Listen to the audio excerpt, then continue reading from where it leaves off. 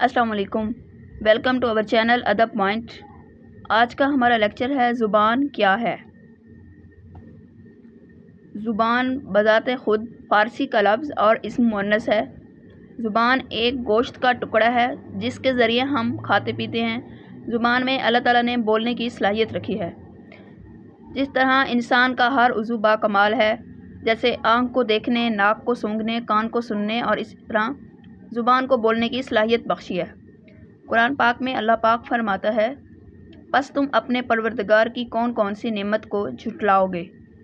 اللہ تعالیٰ نے تمام جانداروں کو زبان جیسی نعمت سے نوازا ہے، لیکن انسان جو اشرف المخلوقات ہے اس کی زبان کو بولنے کی صلاحیت بخشی ہے، کسی اور جاندار کو نہیں۔ زبان کے ذریعے انسان اپنے خیالات، جذبات، احساسات کو دوسرے افراد تک منتقل کر سکتا ہے۔ زبان خیالات کا ذریعہ ہے۔ یہ جو رائے ہے، ہندوستانی لسانیات ایک کتاب ہے محی الدین قادری زور کی، وہاں سے یہ پیراگراف لیا گیا ہے۔ وہ کہتے ہیں زبان خیالات کا ذریعہ ہے۔ اس کا کام یہ ہے کہ لفظوں اور فکروں کے توسط سے انسانوں کے ذہنی مفہوم و دلائل اور ان کے خیالات کی ترجمانی کرے۔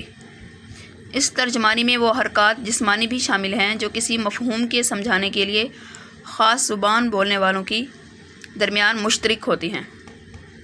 خیالات کی ترجمانی کے لیے نطق یا قوت گویائی ہی مکمل ترین اور سب سے زیادہ واضح ذریعہ سمجھی جاتی ہے۔ پس زبان کی واضح تعریف ان الفاظ میں کی جا سکتی ہے کہ زبان انسانی خیالات اور احساسات کی پیدا کی ہوئی ان تمام عضوی اور جسمانی حرکتوں اور اشاروں کا نام ہے جن میں زیادہ تر قوت گویائی شامل ہے، اور جن کو ایک دوسرا انسان سمجھ سکتا ہے اور جس وقت چاہے اپنے ارادے سے دہرا سکتا ہے۔ دوسری رائے دیکھتے ہیں۔ محمد حسین آزاد کیا کہتے ہیں؟ زبان ربط کا ایک ذریعہ جسے معلومات کا تبادلہ کرنے کے لیے استعمال کیا جاتا ہے۔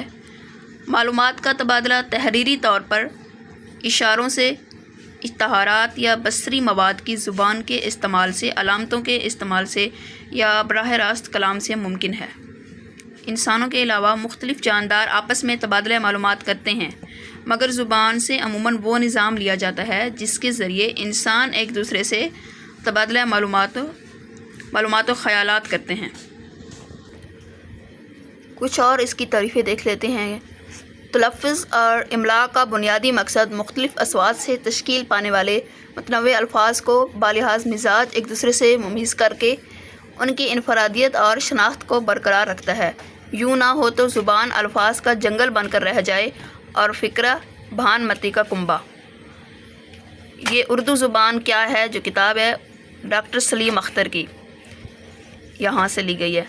اور حیوانی آوازیں محض اظہاری کہلا سکتی ہیں کیونکہ ان کا محرک کوئی ابلاغی ارادہ نہیں ہوتا اور نہ ہی ان کے حسب مرضی جوابی رد عمل یا تاثر کی توقع کی جاتی ہے۔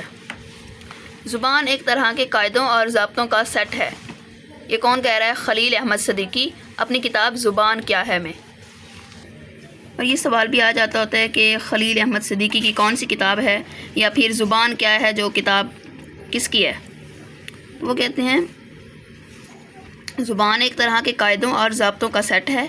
ہمارے لاشعور میں زبان کے کچھ نہ کچھ قاعدے اور ضابطے ہوتے ہیں جن کی پیروی ڈھیلے ڈھالے انداز میں عام بات چیت سے ہوتی ہے، یعنی ایک قاعدوں اور ضابطوں کا سیٹ ہے۔ اور لاشعوری طور پر ہم سوچ رہے ہوتے ہیں کہ اس کے کچھ نہ کچھ قاعدے یا ضابطے ہوں گے جن کی پیروی جو ہے عام بات چیت سے ہوتی ہے۔ رہی نہ گفتہ میرے دل میں داستاں میری، رہی نہ گفتہ میرے دل میں داستاں میری، نہ اس دیار میں سمجھا کوئی زباں میری۔ اب دیکھ لیتے ہیں پروفیسر ابوالکلام کیا کہتے ہیں۔ زبان کی تعریف وہ کچھ یوں کرتے ہیں کہ زبان منمانی صوتی علامتوں کا ایک نظام ہے جس کے ذریعے سماجی گروپ ایک دوسرے سے تعاون کرتا ہے۔ اس تعریف میں نظام سے مراد مرئی اور غیر مرئی اشیاء کا ایک ایسا نظام جس کو دیکھنے کے بعد پتہ چلے کہ اس میں کچھ ترتیب ہے۔ ڈاکٹر جمیل جالبی نے زبان کی تعریف یوں بیان کی ہے، زبان انسانی شعور کی علامت ہے۔ اس کے دکھ درد، خوشی غمی، خیال، احساس، جذبہ اور فکر و تجربہ کا اظہار ہے۔ انسانی شعور اسے نکھارتا ہے۔ نور اللغات میں زبان کی تعریف دیکھتے ہیں۔ جیب، بول چال، روزمرہ جس کے ذریعے انسان اپنے دل کی بات ظاہر کر سکے۔ بابائے اردو مولوی عبدالحق کیا کہتے ہیں؟ یعنی زبان ذائقے کی حس رکھنے والے عضو اور نطق کو کہتے ہیں۔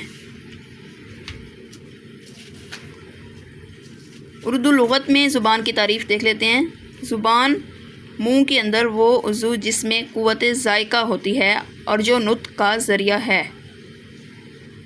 چیکو سلوواکیہ کی ایک مثل ہے کہ learn a new language and get a new soul, یعنی ایک نئی زبان سیکھو اور ایک نئی روح حاصل کرو۔